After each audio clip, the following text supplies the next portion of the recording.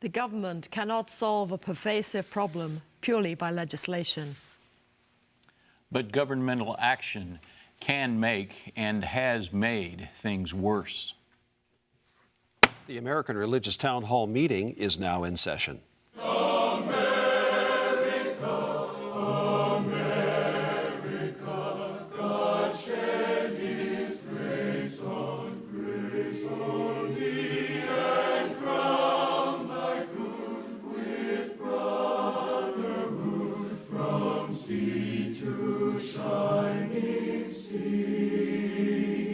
Welcome, friends, to the American Religious Town Hall meeting, where the discussion of religious, political, and social issues is meant to promote the cause of religious freedom and to help us better understand each other.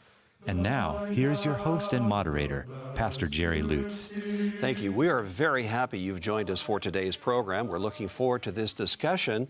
As we do at the Town Hall, we cover a variety of topics, and this is the one for today. You've heard the opening statements by a couple of our panelists, but I'd like for you to meet them all, and we'll begin with the gentleman to my right.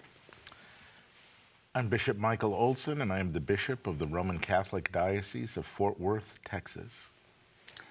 My name is Canon John Peterson. I am an Episcopal priest, and I'm canonically resident in the Diocese of Washington, D.C. I'm Tom Plumley. I'm the senior minister at First Christian Church in Fort Worth, Texas. Our congregation is a part of the Christian Church Disciples of Christ. My name is Mel Robeck. I'm an ordained minister with the Assemblies of God, and I'm senior professor of church history and ecumenics and special assistant to the president for ecumenical relations at Fuller Theological Seminary in Pasadena, California. Hi, I'm Carl Trovall, the Richard J. Dinda Professor of Lutheran Identity and Mission at Concordia University in Austin, Texas, which is affiliated with the Lutheran Church Missouri Synod. I'm Andrea Luxton. I'm president of Andrews University in Berrien Springs, Michigan, which is affiliated with the Seventh-day Adventist Church.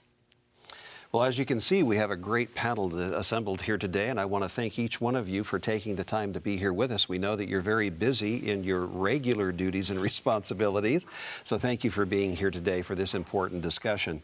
In November of 2018, Education Secretary Betsy DeVos announced new regulations on how colleges and universities should handle accusations of sexual assault on their campuses.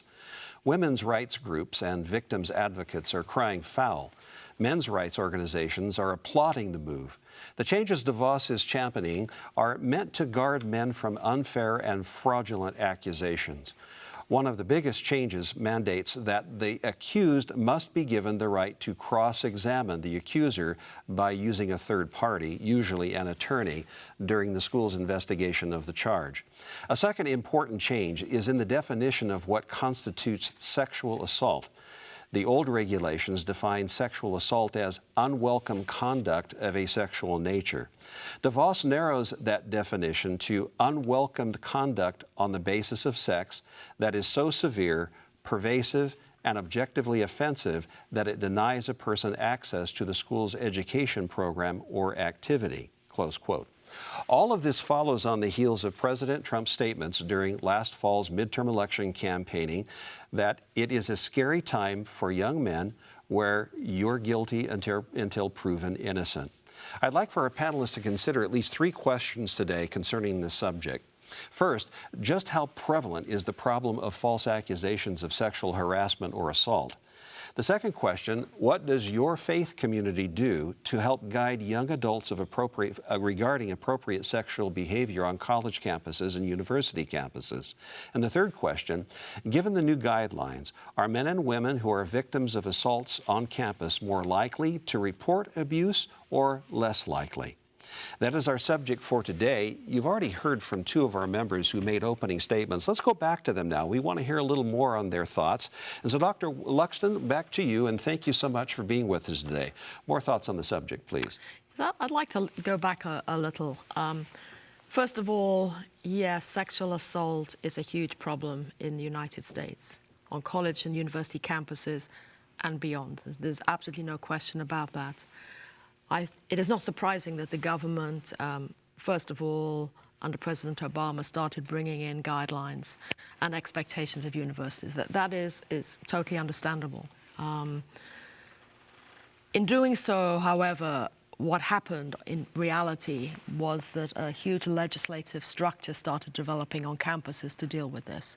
Because right from the very beginning, the processes were so highly technical and legislative in nature that it forced universities and colleges to act in a way that was different from what happened outside.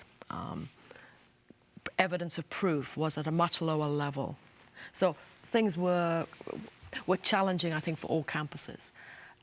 Being on a campus, I'm not convinced that it resulted in more resolutions or more people reporting. I think it just raised the level of expectation of how a university should respond.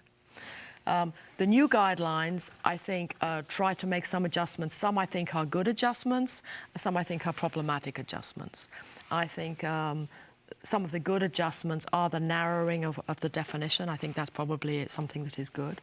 I think something that is bad is this cross-examination, which really does almost begin to need attorneys in the process, which again is additionally expensive and problematic for universities to manage. I do think the new guidelines will prevent serious cases being reported. I do think that is a potential problem in it. But I want to go beyond that. My issue is we're spending a whole lot of time, energy, bantering to and fro, changing in legislation. But is it having the right impact? And I'm not sure it is. I'm not sure that it is lessening the issues that campuses have. What is my suggestion? I really think that universities and colleges, plus other organizations, need to be very responsible in this issue. I think education is huge. I would like to see a reporting mechanism that is part of accreditation that requires reporting on how do we manage education in this area, what are our processes in this area to ensure that resolution is found and that fair treatment is given to all parties. That is the way I would go. But I would move away from this attempt to tell and micromanage how universities and colleges must deal with it, because I just don't think it's effective. All right, thank you very much. And now to Reverend Plumley. You also began with an opening statement.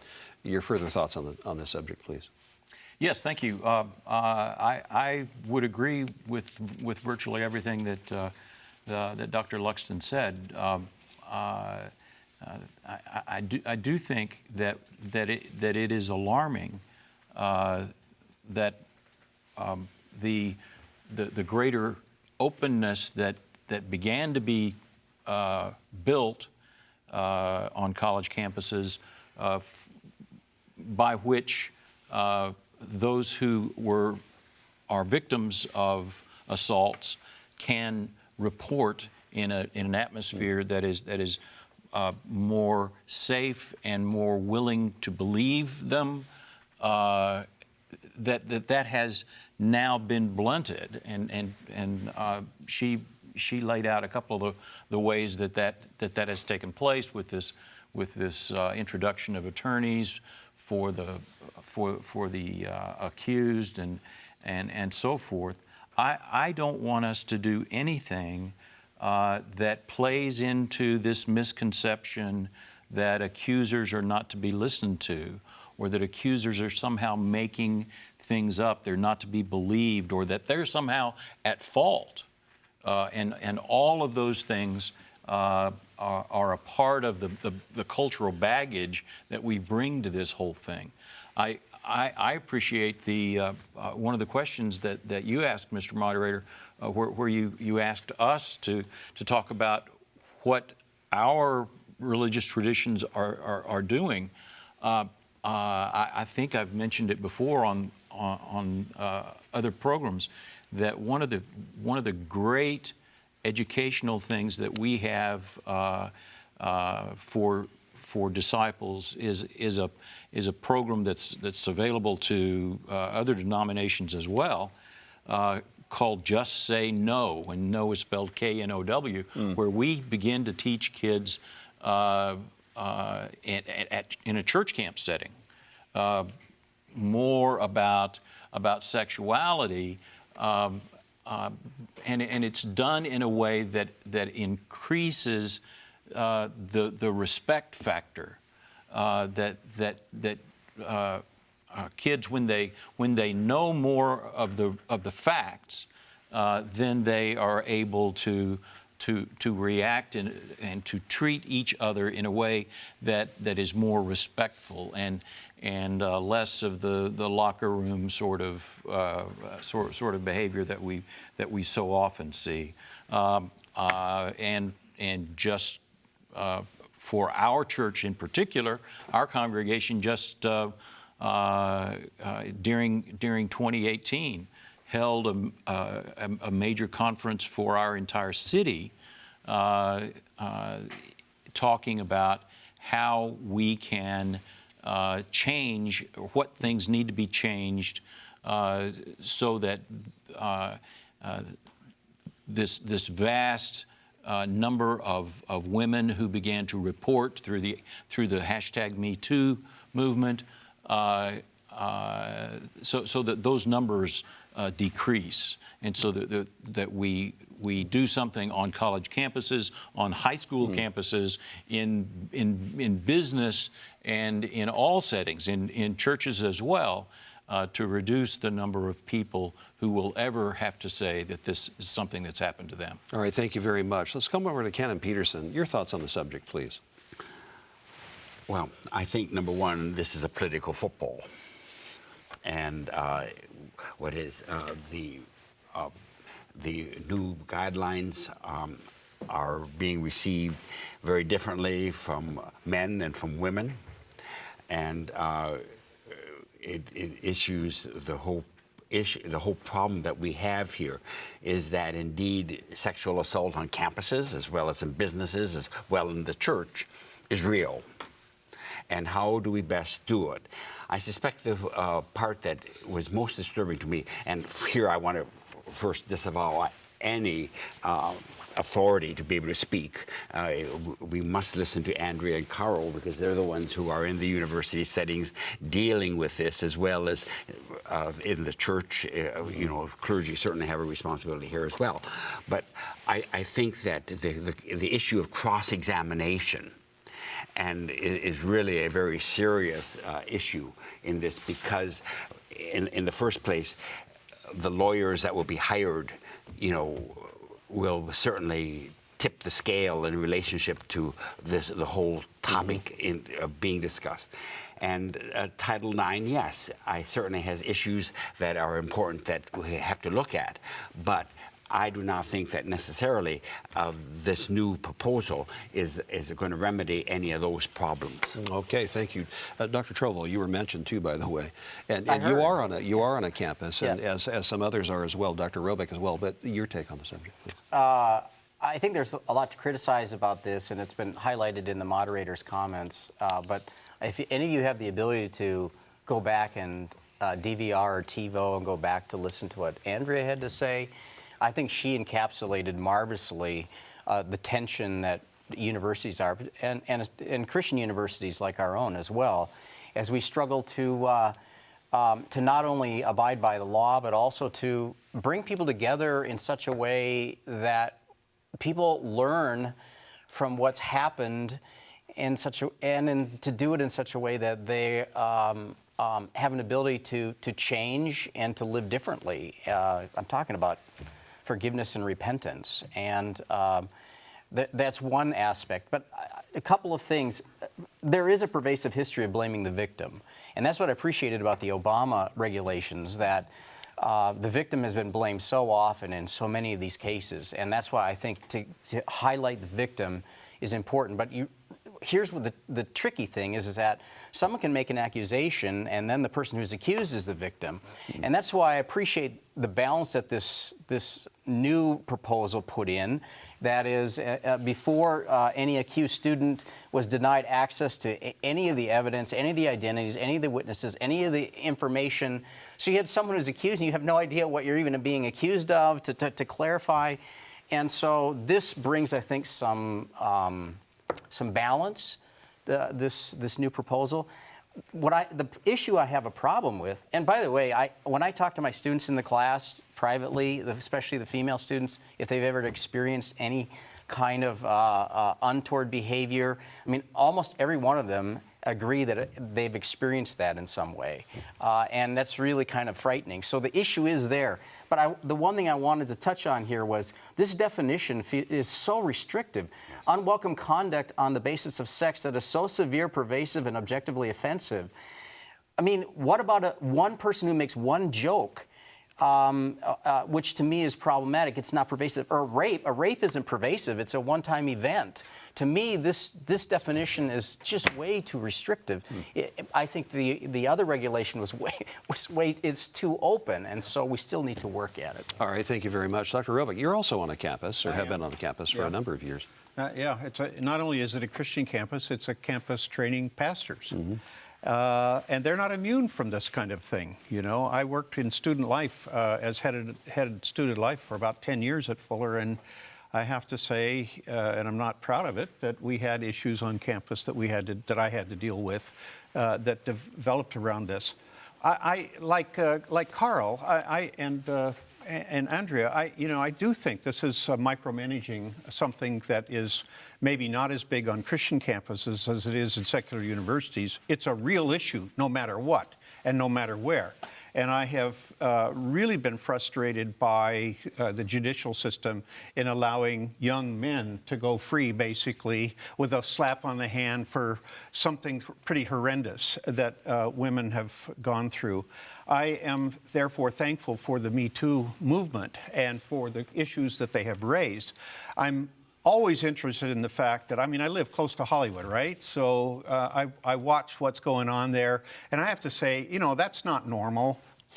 We've all heard stories about the casting couch and all that kind of stuff going back into the 40s, it's just crazy. But I think the bigger problem is that we don't ever deal with the root issues, namely that in the U.S., our culture does not have an adequate understanding of sexuality in any way, shape, or form.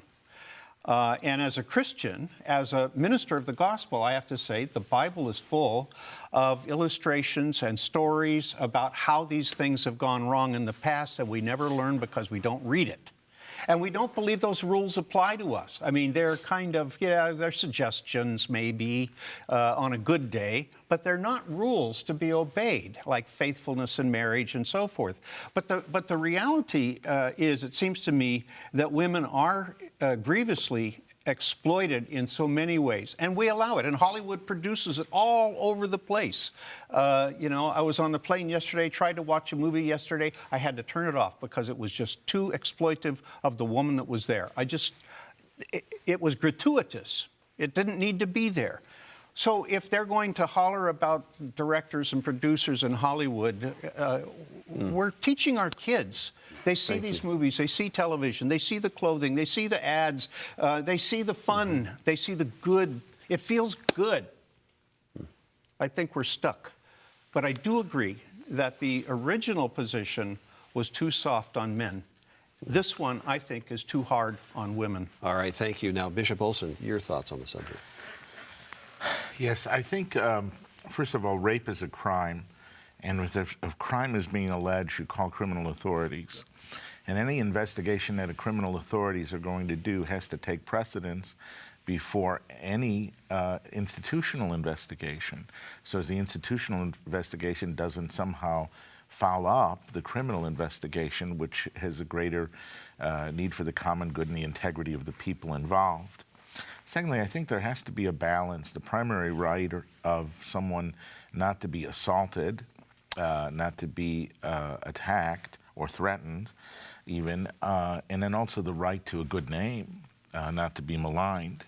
And I think the involvement of criminal authorities helps us to do that because they're experienced in that. There's also a sense of transparency with responsibilities on the part of everyone. As far as what I think the church does, at least ours is attempting to do, is with transparency also comes respect. We forget sometimes that sex is really designed for marriage. And a lot of these issues, especially those that are overlap issues of confusion of interpretation, I'm not talking about a direct assault, which is an act of violence, of course, but even sexual promiscuity, carries with it great consequences for which we're accountable. All right, and I think we forget that, and we end up trying to deal on an ad hoc basis with these things after the fact instead of doing preventive things like respect, the importance of chastity, the importance of integrity of life, things like being a gentleman, things like being a lady. The other thing that's overlooked, at least by secular society, is also this sort of stuff that happens on a same-sex basis, that is trumpeted in a parade one day, and then is also going on, though, in the closets and in the back streets, and is people are afraid to talk about. All right, thank you. So sorry we're out of time for this segment. We do have some summation statements coming up in just a few moments, but stand by for this important message. Thank you, Pastor Lutz. We hope you are enjoying today's program. If you would like to learn more about the American Religious Town Hall, please visit our website at americanreligious.org. That's americanreligious.org. There you can read about the mission and history of the program, learn about the Town Hall estates, and view past programs by clicking the appropriate menu buttons. Each week, Pastor Lutz looks forward to receiving your letters. You may write to him at the address shown on your screen. Send your letters to Pastor Jerry Lutz, American Religious Town Hall Meeting, P.O. Box 180118, Dallas, Texas 75218. That's Pastor Jerry Lutz, American Religious Town Hall Meeting, P.O. Box 180118, Dallas, Texas 75218. Thank you for writing, and thank you for watching. And now, back to you, Pastor Lutz, and today's closing statements. Thank you very much. I do look forward to hearing from you. And by the way, if you go to the website, you will find there archive programs of past town hall sessions like we're having here today. I'd encourage you there to go and look at some of those. And then also send us a note, as Mark has suggested. We do look forward to hearing your suggestions for future programs, topics, and if you have other comments, we welcome those as well. Now let's go to our summation statements, and for that we return to Bishop Olson. You're first. Rape is a crime, and it's primarily an act of violence, secondarily an act of sexuality, an aberrant act of sexuality. We need to promote a society that respects the integrity of people not to be assaulted. Likewise, that due process needs to respect the integrity of someone's good name should they be falsely accused of such a grave injustice and crime. Sexuality is designed towards marriage and family life. And the more we foster a culture that begins with respect between men and women, and among men and among women, the better we are and healthier we are as a society. Thank you very much. And now, Reverend Plumley, your summation, please. Thank you. I think the conversation that we've had as it touches governmental regulations, rules, and procedures that are prescribed or proscribed relative to the college experience, to college institutions, and to college students. I think we're seeing that the pendulum is beginning to swing, but that swing itself is a good thing. Whether it's swung too far to the left, too far to the right, too far forward, too far backward is not the primary thing. The primary thing is that we need to begin a conversation. We need to be part of conversation. We can no longer go with generation upon generation of folks who never have their religious institution say anything to them at all about this important part of human life, that is sexuality. All right, thank you. Dr. Trovall, your summation, please. Well, to follow up on that, I want to say one positive result of either the first or the second proposal of legislation, and that is we are having a very open discussion on campus among the faculty about what this means for us and what happens when students come to your office and say something to you, and when you're not a professional counselor but an educator. And it also, we talk to the students about this in their freshman year and when they enter the university, the same thing. So this has raised tremendous amount of awareness and discussion, which gives us opportunity to talk about the meaning of sexuality, the meaning of respect, all of these things. So thank you, Dr. Trovall. Dr. Luxton, your summation, please. I think one of the reasons the government has pushed so hard on this is that there is a different, in the law, in the criminal system, they go by predominance of evidence. In a university, they ask us to go with more likely than not, which is a lower form of evidence. And so sometimes the law cannot do anything, but the universities are expected to do something. So I think that's one of the reasons that this has hit university campuses. But I would agree with what Mel said and what Carl has just said, that really, at base, this has got to focus us on the change of culture, a change of thinking, and the education that happens. And I think the good thing that has come out of all this legislation, I agree, is that we are focusing on it, we are dealing with real issues, talking about it. That part is good. Thank you very much. Dr. Robeck, your summation? Yeah, I think sex and sexuality are one of the greatest gifts that God has given to humankind. There's no question about it. It supports the development of love and of intimacy. It builds trust, and ultimately it can bring life into being. So I think those are all good things. But the problem with our society is that it doesn't really take much of that seriously. It's about doing whatever feels good or whatever they want, without anybody imposing any kinds of rules or regulations on them. Second thing I'd like to say is that that I think governments and attorneys in particular have turned colleges, universities, seminaries, and so forth into the parents of children that should have been taught differently when they were growing up. Thank you. So we end up with a problem. Thank you for that. Now, Kenneth Peterson, Tempest Fugit.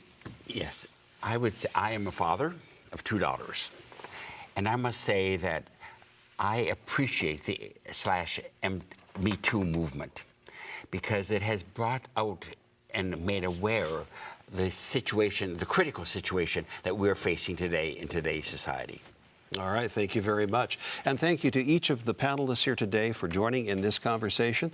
This is a timely subject. I think you've approached it very carefully, very wisely, and we hope that you as viewers have appreciated what has happened here today. If you have questions about this, or if you're on a campus, I would encourage you to talk with your campus advisor. If you're on a religious campus, talk with a chaplain, talk with a counselor. And if you have questions regarding what we've said here today, be sure to write us a letter. We can do a future program on this as well. If there's something that you see that we might have missed here today, we're open to those kinds of suggestions. But I do want to thank you if you're tuning in for the very first time, because we know we get new viewers all the time. And before we close, I just want to say we hope you enjoyed the experience, and please come back next time. But for now, the Charter of the American Religious Town Hall provides that Roman Catholics, Protestants, Jews, educators, and others may appear on this program and can declare their beliefs without hesitancy. And the rest of the members of the panel will uphold and guarantee that American right to all who will appear, irrespective of race or creed, so that the rest of the world can see that here in America we believe in civil and religious freedom, not only in theory, but in reality. And so now, friends, until next week at the same time and over this very same channel, or however you've tuned in, the American Religious Town Hall meeting stands adjourned. And may the God of all of us bless all of you.